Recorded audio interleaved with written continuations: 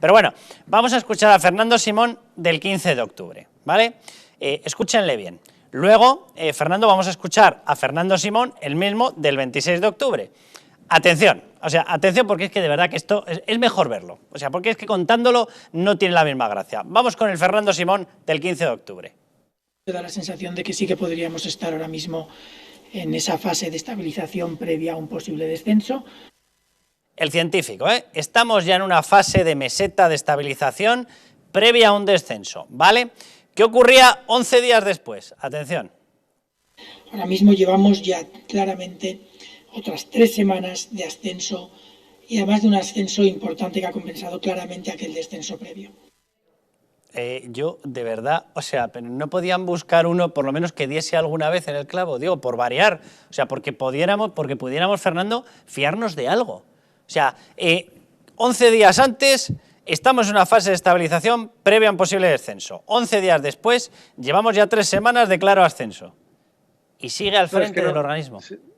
No, es que no tiene ni puñetera idea de lo que está diciendo. Es como los adivinos estos que te echan las cartas, que dice frases que se pueden entender por un lado o por el otro y que además no sin ningún tipo de... Si nos fijamos en los adverbios que utiliza, en los adjetivos, en la forma como comunica, él siempre dice, bueno, parece que, podría ser, quizá, es verdad que... Él siempre utiliza un tipo de frases que incluso lo poco que dice realmente no lo dice, no está diciendo nada. Yo cuando lo escucho, insisto, me vuelvo a acordar siempre de José Mota. Parece una tomadura de pelo o de Faemino y cansado, ¿no? O sea, realmente es un personaje cómico, es trágico más bien por la situación en la que estamos. Bueno, Carlos, para empezar, nos estamos fundando en datos, esto que están llamando casos, que son PCRs positivos. Yo estoy ya aburrido de explicar que los PCRs tienen unos fallos superiores al 50%. Esto significa que son casi como tirar una moneda al aire. ¿Qué pasa? ¿Qué cifras estamos viendo? Resulta que cuando una persona ingresa en un hospital por cualquier patología o accidente, le hacen de serie por protocolo un PCR. Cuando esa persona que puede tener cualquier cosa da positivo, pasa inmediatamente a una sala COVID. Entonces se le trata esa patología que tiene, la apendicitis, por ejemplo.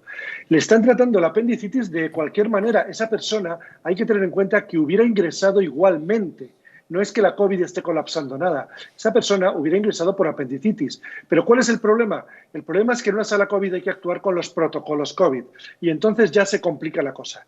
Cuando empiezan a juntar gente en salas COVID, trabajando de una manera muy complicada, y además un enfermo de apendicitis que hubiera estado 2 o 3 días se tiene que quedar 2 o 3 semanas, es cuando se produce el colapso. Pero es que además después, estas PCR, cuando un enfermo es PCR positivo, que puede ser, insisto, más de la mitad o la mitad, pongamos la mitad, falsos positivos, esta persona, si pasa a UCI, es un UCI COVID.